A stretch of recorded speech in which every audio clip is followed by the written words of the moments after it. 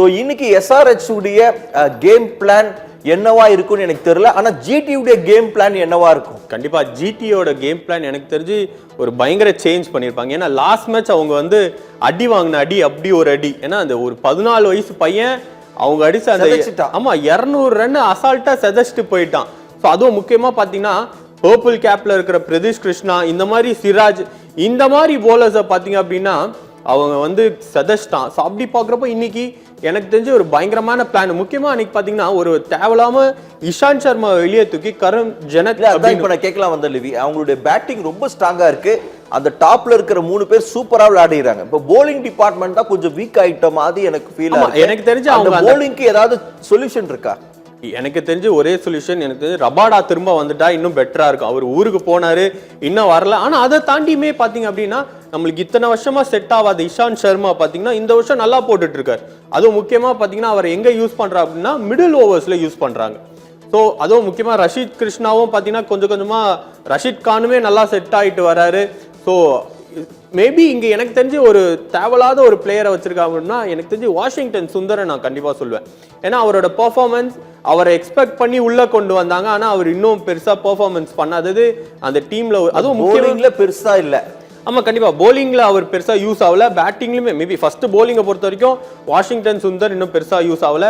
சாய் கிஷோர் அவங்க ஏன் இன்னும் பெருசா யூஸ் பண்ணல அப்படின்றது தான் நம்ம போலிங். அதாவது உள்ள என்டர் ஆவறதே ஒவ்வொரு டைம் ஒவ்வொரு மாதிரி ஆவறாரு. ஆமா ஏன்னா இப்போ ஓப்பனிங் ஸ்பெல் கண்டிப்பா நம்ம பாக்குற மாதிரி சிராஜை வச்சு ஸ்டார்ட் பண்ணிடுறாங்க. ஸோ இஷாந்த் சர்மா இருந்தா இஷாந்த் சர்மா வச்சு போடுறாங்க. ஸோ அதை தாண்டி பாத்தீங்க அப்படின்னா இந்த ரஷீத் கான், ஸோ இப்போ கொஞ்சம் முன்னாடி ரஷீத் கான் என்ன பண்ணாங்கன்னா நம்ம இங்க 100 எப்படி யூஸ் பண்ணோம் 10 ஓவருக்கு மேல யூஸ் பண்ண மாதிரி ரஷீத் கானை யூஸ் பண்ணிட்டு இருந்தாங்க. ஆனா இப்போ எனக்கு தெரிஞ்சு ஒரு நல்ல சேஞ்ச் கொண்டு வந்திருக்காங்க. ஆமா பவர் பிளேல வராரு.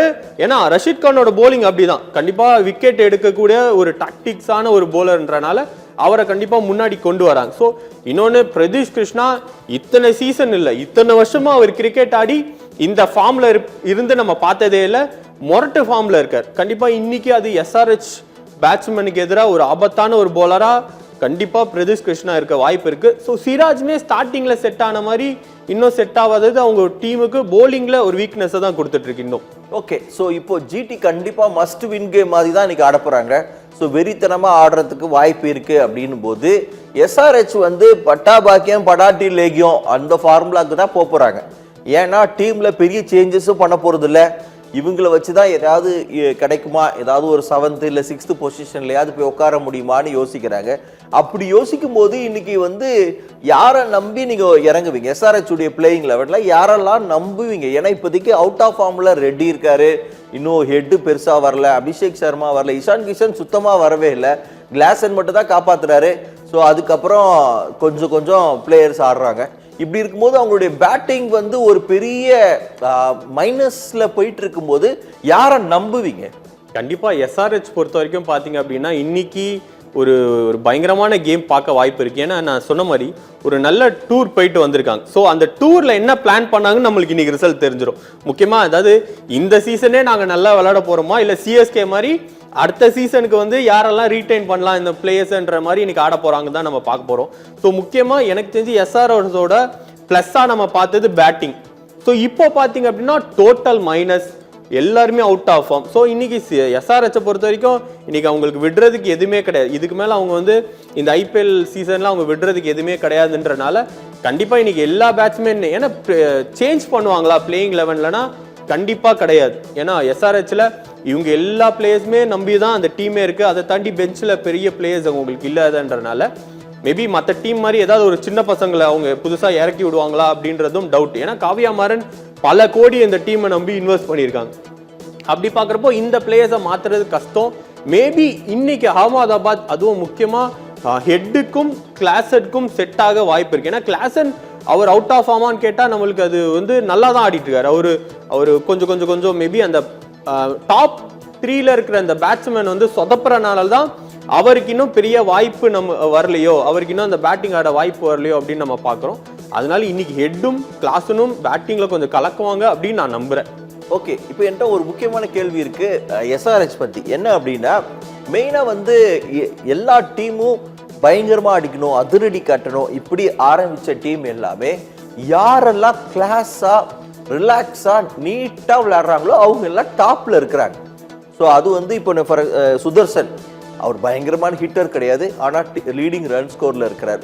ஸோ அதே மாதிரி பட்லரா இருக்கட்டும், ஸோ கில்லா இருக்கட்டும், இவங்களாம் மெகா ஹிட்டர் அப்படி கிடையாது, ஆனால் ஆவரேஜா தன்னுடைய இதை இது பண்ற. அப்படி இருக்கும்போது ஸோ பெரிய அதிரடி தேவையில்லை, நிதானமாவே சில அதிரடியை வச்சு மேட்ச் வின் பண்றது தான் மெயின் அப்படிங்கிற அந்த நிலைக்கு எஸ்ஆர்ஹெச் எப்பதான் வருவாங்க. ஏன்னா இன்னும் அந்த அதிரடி அதிரடி அதிரடி அதிரடி அப்படியே யோசிச்சு அவங்க டோட்டல் ஃபெயிலியருக்கு தான் போறாங்கன்னு எல்லாருமே பேசுறாங்க. உண்மையா?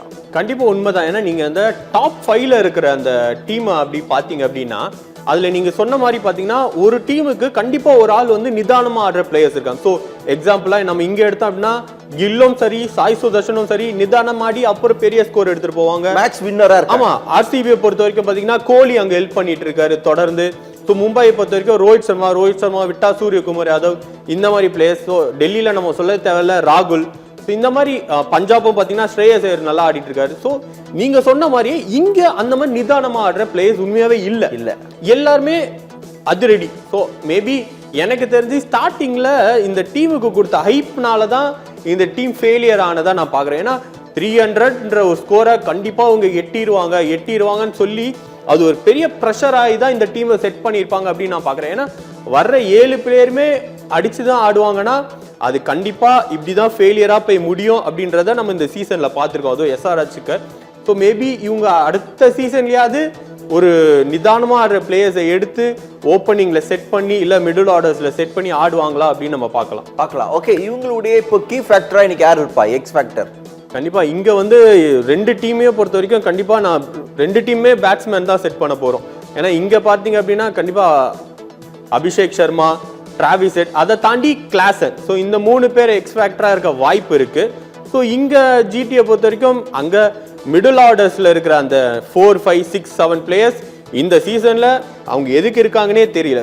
அப்படி பாக்குறப்போ இந்த 3 batsman, so Sai Sudharsan, Gill, Butler, இந்த 3 பேரை நம்பி தான் இந்த ஜிடி டீமே இயங்குறனால இங்கேயும் இந்த 3 பிளேயரை தான் நம்ம எக்ஸ் ஃபேக்டரா. இவங்க 2 பேரையும் கம்பேர் பண்ணும்போது ஜிடி ரொம்ப ஸ்ட்ராங்கா இருக்கிறாங்க அப்படிங்கிறது ஆன் போர்டும் தெரியுது, அவங்களுடைய ரிசல்ட்டும் தெரியுது. அப்படி இருக்கும்போது இன்னைக்கு டாஸ் வின் பண்ண அகமதாபாத் பிச்சில் சேசிங் தான் எல்லாருமே போறாங்க. அப்படி இருக்கும்போது ஆன் போர்டு எவ்வளவு ஸ்கோர் அடிச்சா ஜிடிக்கு வந்து ஒரு பெரிய சவாலா இருக்கும்? கண்டிப்பா, அதாவது ஜிடியா இருக்கட்டும் எஸ்ஆர்ஹெச்சா இருக்கும், அவங்களோட ஃபர்ஸ்ட் பேட்டிங் எடுத்து அவங்க அட்லீஸ்ட் 200+ அடிக்கணும். ஏன்னா 2 டீம்லயே பாத்தீங்கன்னா 200 ஈஸியா சேஸ் பண்றாங்க. மேபி எஸ்ஆர்ஹெச் வந்து பெரிய லெவல்ல இந்த வருஷம் ஃபார்ம்ல இல்லைனாலுமே திடீர்னு அடிக்க ஆரம்பிச்சிட்டாங்க. மேபி அன்னைக்கு அபிஷேக் சர்மாக்கு செட் ஆன மாதிரி ஒரு 140 போட்டாரு அப்படின்னா ஜிடிக்கு வந்து ஆபத்தா போயிடும். அதனால கண்டிப்பா இன்னைக்கு ஒரு 200+ ஸ்கோர் எடுக்கணும் யார் ஃபர்ஸ்ட் பேட்டிங் எடுத்தாலுமே. ஓகே, யார் வின் பண்ணுவா? கண்டிப்பா ஜிடி தான். சோ 70-30 மக்கள் என்ன தீர்ப்பு சொல்றாங்கன்னு பார்க்க போறோம். சோ இன்னைக்கு ஜிடி பக்கம் மக்கள் இருக்க போறாங்களா, இல்ல பாவங்க எஸ்ஆர்ஹெச் காப்பாத்துறதுக்கு யாருமே இல்ல அப்படின்னு சொல்லி எஸ்ஆர்ஹெச் பக்கம் இருக்க போறாங்களா அப்படிங்கறத பார்க்க போறோம். சோ யூனோமீட்டர் இப்போ ஓட ஆரம்பிச்சிச்சு.